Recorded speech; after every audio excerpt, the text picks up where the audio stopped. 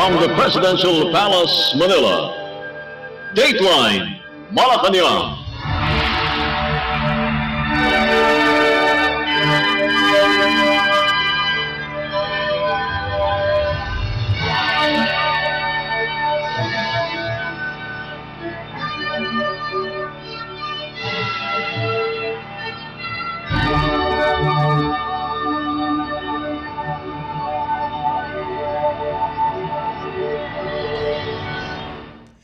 Good day. This is Dateline Malacañang.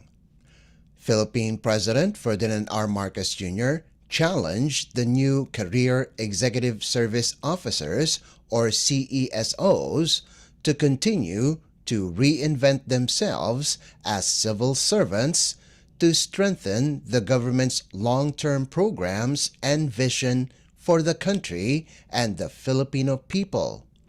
In his speech after administering the oath of the new CESOs, the President appealed to CESO members to continue to uphold the four core values in public service: patriotism, excellence, integrity, and spirituality. The Chief Executive also encouraged the newly appointed CESOs to provide quality and faithful service to the people. Let us listen to Philippine President Ferdinand R. Marcos Jr.'s speech during the event. Thank you to Executive Secretary Chief Luke Bersamin. Please take your seats. The honorable members of the Cabinet who are present with us today. Career Executive Service Board Chairperson, Secretary Carlo Nograles, newly appointed Career Executive Service Officers, the 2021, 2022, and 2023 Gawad Career Executive Service awardees, my fellow workers in government, distinguished guests, ladies and gentlemen, good afternoon. It is with great pleasure that I join you today to recognize the achievements of our career executives and call on you to help in attaining our goals for a prosperous nation. The CES holds a profound significance in this administration. Established through Presidential Decree Number 1 during my father's incumbency. It stands as a cornerstone of our public administration. It is designed to cultivate a cadre of leaders who will foster a highly effective, efficient, and professional bureaucracy. Those were the very values that were demonstrated by four exceptional individuals who we have recognized today as our Presidential Gawad CES awardees. Regional Director Josefina Abilay, Assistant Secretary Teresa Camba, Schools Division Superintendent Miguel Apusin, and OIC Deputy Executive Director Eduardo Quilang. Your dedication to public service, to finding solutions to problems that beset our people, especially those in isolated areas, and to harnessing technologies available to us fortifies my faith once more in the Career Executive Service. You have elevated the bureaucracy and truly transformed lives of those that you have served. Congratulations on being the worthy recipients of the Presidential Gawad CES. I am sure your achievements will serve as an inspiration to all CESOs present and those listening, because as public servants, our CESOs have the power to reform our government and our country. You are instrumental in creating a more inclusive and sustainable society for our citizens. So we continue to strengthen the CES. This year, we were able to increase the CES occupancy rate from 44% to 50% from the previous years. This is part of our target. This is part of our target under the Philippine Development Plan 2023 to 2028. So to our newly appointed CESOs, as you join this esteemed group and reaffirm your duties to provide quality and faithful service to the people, I would like to remind you that you have also taken on the Herculean task of upholding the highest ethical standards in your career wherever it is that you are serving. But that is what the CESB is for, and that is also what we are here for. The CESB ensures that career administrators will keep cultivating your potential and leave no room for stagnancy in our civil service. The bar is set quite high every single day, and for good reason. It is because your work affects millions of Filipinos and inspires generations beyond your tenure. And with that said, I greet all of you newly appointed CESOs with heartfelt congratulations for this achievement. This conferment not only completes your membership in the CES, but also confirms your strong sense of purpose that moved you to pursue this path. I challenge you to join me in reinventing ourselves as civil servants and the bureaucracy to provide the stability and continuity that we will need for our long-term programs and visions for them to succeed. Ladies and gentlemen, my dear colleagues, I ask you to continue to embody the four core values of public service, that of patriotism, excellence, integrity, and spirituality in everything that you do so that this nation will prosper, thrive, and grow under your leadership and your guidance. Isang karangalan ang makasama kayong lahat sa paglilingkod sa ating mamamayan. Once again, congratulations to you all. Maraming salamat. Mabuhay ang bagong Pilipinas. You just heard Philippine President Ferdinand R. Marcos Jr. Dateline Malacañang. The Philippines Department of Information and Communications Technology, or DICT, on Monday highlighted the need for a single, comprehensive law that covers cyber-related offenses. During the pilot episode of the Malacañang Insider program hosted by Malacañang press briefer Daphne Osenia Paez, DICT Secretary Ivan John Uy said, the government needs to come up with a more responsive and timely policy to address crimes in the cybersphere, saying an all-encompassing law would be easier to enforce compared to numerous specific laws. Uy said the government needs a more comprehensive law instead of bits and pieces of legislation. We need to have a more comprehensive law rather than bits and pieces of legislation that addresses small items or specific items. For instance, you have an anti-scam law, you have an anti-misinformation law, you have an anti-deepfake law or something like that.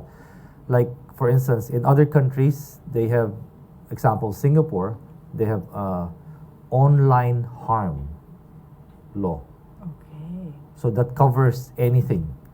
If your conduct online causes harm, whether it's phishing, scamming, deepfake, misinformation, whatever, then Covered it's na covered lahat. under that law. Wow. So I think that's a better way, no, of addressing this whole thing, rather than having separate laws that addresses all the. We have actually a lot of laws, and it's very difficult to keep track and to enforce all of them. Right. So I think a more comprehensive approach would be appropriate. Department of Information and Communications Technology Secretary Ivan John Uy. Dateline Malacañang. The Philippines Department of Foreign Affairs, or DFA, on Monday said the national government has provided $50,000 worth of aid for disaster risk reduction to the East Asian country of Mongolia. In a joint press briefing with Mongolian Foreign Minister Batmunk Batsetseg, DFA Secretary Enrique Manalo said, The Philippines and Mongolia are both vulnerable to natural calamities and must work together to mitigate and reduce disaster risks. During their meeting, Manalo and Batsetseg discussed ways to promote trade between the two countries, including the establishment of ties between business communities and the potential for further cooperation on tourism, agriculture, and education, particularly English language training. A Memorandum of Understanding, or MOU, was signed between the DFA and the Ministry of Mongolia on cooperation and coordination about bilateral and international issues of common concern, and Memorandum of Understanding between the Ministry of Culture, Sports, Tourism and Youth of Mongolia and the Philippine Sports Commission, or PSC, on sports cooperation. Manalo further said they also discussed multilateral cooperation, including on nuclear disarmament and non-proliferation, the role of women in peace and security, disaster risk reduction, the common interest of middle-income countries, and mutual support for multilateral candidatures. Also among discussed was the Association of Southeast Asian Nations, or ASEAN, and Mongolia's role in the ASEAN Regional Forum, and the interest of Mongolia to become a sectoral dialogue partnership as well as participate in the East Asia Summit. Batsetseg, meanwhile, is confident that the talks and mutually agreed upon activities will actualize for the prosperity of both nations and the welfare of the people, further strengthening and expanding the existing relations and cooperation between Mongolia and the Philippines. The Mongolian Foreign Minister also congratulated the Philippines for chairing the ASEAN and the ASEAN Regional Forum in 2026. Dateline Malacañang. Several Philippine senators are pushing to give two-time Olympic gold medalist Carlos Edril Yulo a Senate Medal of Excellence. In Senate Resolution number 1105, filed by Senator Joel Villanueva, he said Yulo brought glory to the Philippine flag in his record-breaking achievement at the 2024 Paris Summer Olympics. Villanueva said it is only but fitting for the Senate to give the world-class talent the highest recognition for his determination and commitment to excellence. Senator Juan Miguel Zubiri, for his part, in filing his Senate Resolution number 1108, said, "The granting of the Senate Medal of Excellence to Yulo is not only to recognize his exceptional skills and talent, but also his patriotism. This is one way," Zubiri said, "of thanking Yulo for bringing honor to the Philippine flag and show to the entire world the heart and soul of being a Filipino." Meanwhile, Senate President pro tempore Jinggoy Estrada recognized the victory of Yulo as an example of the result of perseverance, discipline, efforts, and commitment to excellence. The Senate Medal of Excellence is awarded to recognize, pay respect, and honor to Filipinos who have shown exceptional service, success, and contributed to nation building. Dateline Malacañang. Philippine senators emphasize that they just want to properly organize the public transport modernization program or the previous Public Utility Vehicle or PUV modernization program. That's why they are pushing for its suspension. This was clarified by the senators in relation to the resolution they signed in calling for the suspension of the said program. According to Senator J.V. Ejercito, after years of implementation, certain issues were not yet resolved, such as the mandatory consolidation of franchises, rationalization of routes, and the high prices of modern jeepney units. Senator Sherwin Gatchalian asserted that the suspension is timely so that studies can be made to help drivers and operators with their complaints about the program. Meanwhile, Senate Minority Leader Coco Pimentel explained that they don't want to force those who doesn't want to consolidate and permit them to have franchises and allow them to ply their routes until the program is organized. While those that will follow the modernization program, Pimentel said, they can use this as a pilot study, then after 2 years, weigh in if this business model is a success. Dateline Malacañang. The Philippines National Economic and Development Authority, or NEDA, said the country can still reach the upper middle income status by 2025. This is despite the economic challenges the country is facing during the past few months. In his report to Congress, NEDA Secretary Arsenio Balisacan emphasized the importance of implementing the Philippine Development Plan, or PDP, that aims to fast-track the country's development by various programs and reforms. Among the priorities of the national government is the improvement in the agriculture sector, strengthening infrastructures, and assure proper financial management. Despite the challenges such as inflation and world crisis, NEDA remains positive to achieve its target and the continuous development of the Philippine economy. Dateline Malacañang.